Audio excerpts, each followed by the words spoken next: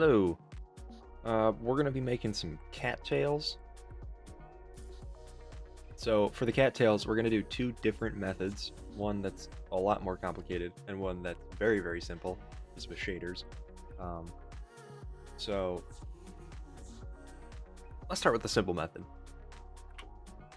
We can start with a cylinder. Let's make it 16 vertices. Get rid of the top and bottom faces. And this will just be the stalk for the reed, for the cattail.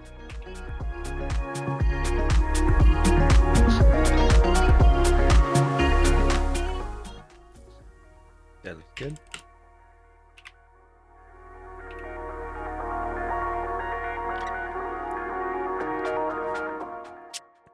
All right.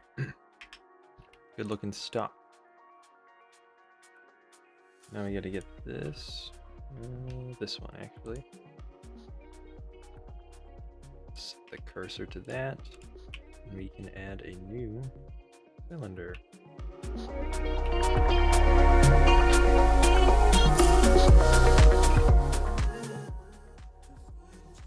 Alrighty. There we go.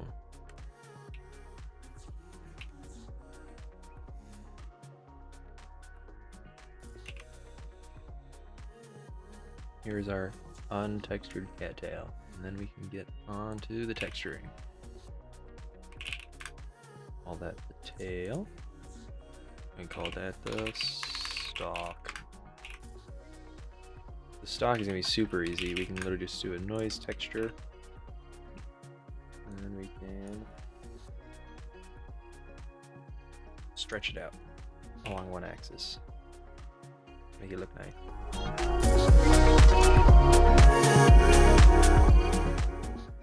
Oh, actually, yeah, UV may work well because it's all, whatever, stretched. I mean, it's an applied scale, but it was all extruded. Yeah, we can do UV without even messing around with it. Plug this into a mix color. And again, we're trying to make this as easy as possible for this one.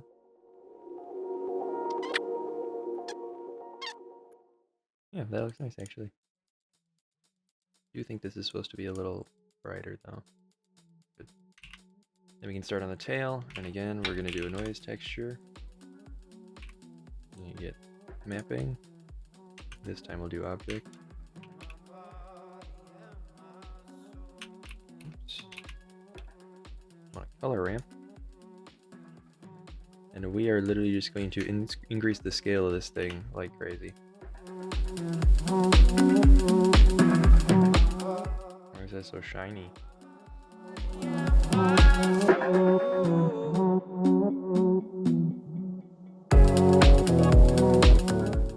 There we go.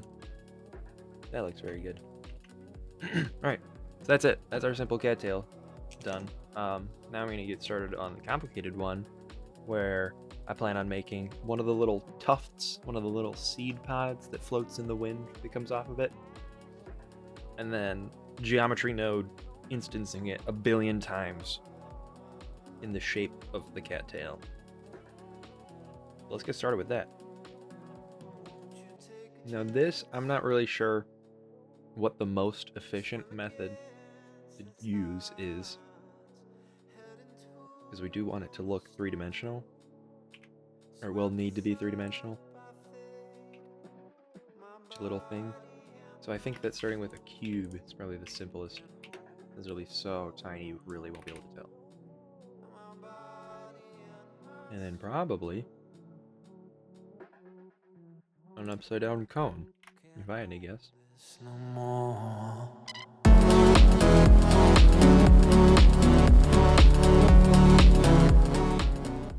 Yeah, I mean, I think that's about as simple as we can get for each little tuft.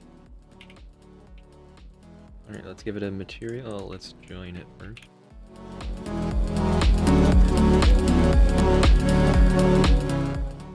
Yeah, that actually looks even better. Alright. Cool. Tuft. This is going to be nice and simple as well. We're going to start with our gradient texture. Give it some mapping. I need to rotate this so that it's actually pointing the right direction.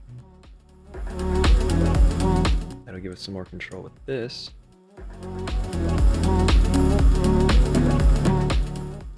We're going to add a couple more controls in here.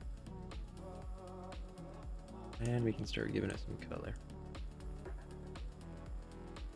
We're just going to keep making these darker brown until the bottom where it should turn black, like that. A good looking tuft. Alright, let's add a cylinder. My body Let's bevel it. can take this world no more. Now it kind of looks like a giant marshmallow on a stick. That kind of goes hard, not gonna lie. We got to geometry node it. Convert. Or wait, actually distribute points on faces. Bring the tuft in, bring a join geometry in so we can still see the face mesh.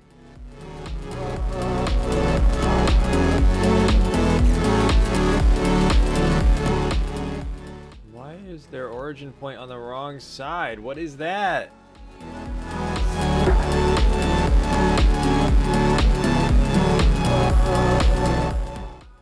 Oh, that's what was messing us up.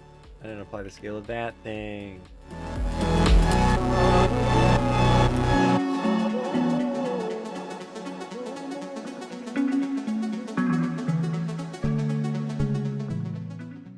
Cool.